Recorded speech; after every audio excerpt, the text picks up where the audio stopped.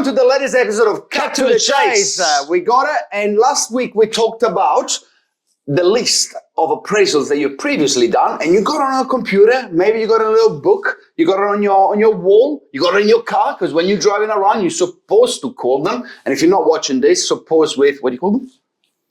You know, when you do like under... Exclamation marks. No, that doesn't matter. Different page, different book. The point of it is you've got the list of appraisal that you've done. What do you do to actually be relevant and be at the front of mind? Because there's a lot of people say we're not ready yet, and they could be ready in 3 days or 3 weeks or 3 months. It's your job to stay on top of it. Oh, yes. Because that's the easiest money for you to make. Oh, yeah. They haven't said yes yet, but why, when they're going to be saying yes to, they want to say yes to you. Well, you got to find their why and their motivation. One of my classic ones at the moment, Diego, is that trade option.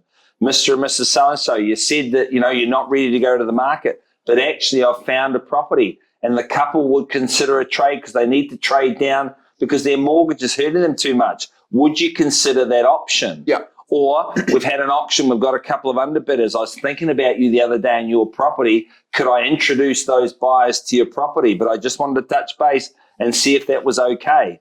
You've got to have some sort of lead in, right? An opportunity that they can take. They can say yes or no to, not just the call going, have your plans changed?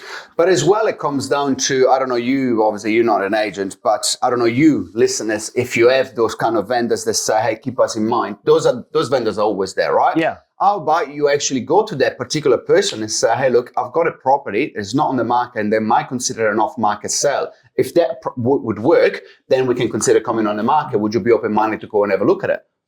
Nobody wants to be closed-minded, by the way. This is my favorite script. Would you be open-minded? How open-minded? Yes. How open-minded would you be? Good now, words. You're not expecting for them to say yes. Frankly, if you're doing those calls and expect a yes, I think you're in for a bit of a surprise because most people will still say no. But what do you want to expect out of this exercise? And by the way, if they say yes, win, right? But what do you want to expect out of this is to create a sense of trust between yourself and the potential vendor. A trust that, look, a lot of people, the biggest concern when signing with an agent is, am I signing with a lemon? Because at the end of the day, everyone can say that, number one, we know all of that. Empty promises. Empty promises. Am I signing with a lemon? Am I going to be regretting it 2 weeks in? So there is a lot of hesitation, right? And even when a family friend or a family member say Diego is a good agent or whatever there might be, there is still hesitation because they don't know. So your job is to create a trust, and the trust is created by meaningful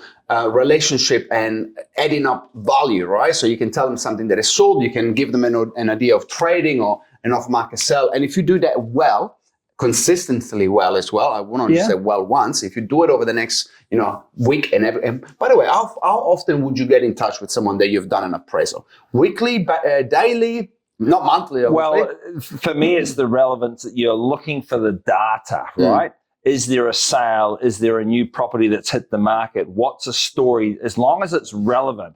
Because if you're not giving them relevant data, then you're hassling them, right? But are we agreeing that once a week minimum? Yeah. Once a week minimum, Absolutely. Right? Maybe not always at the same time of the week, right? Because just a bit of organic, momentum. But they're always top of mind for you, that they're important, and you're earning the right to be their agent when that opportunity comes, right?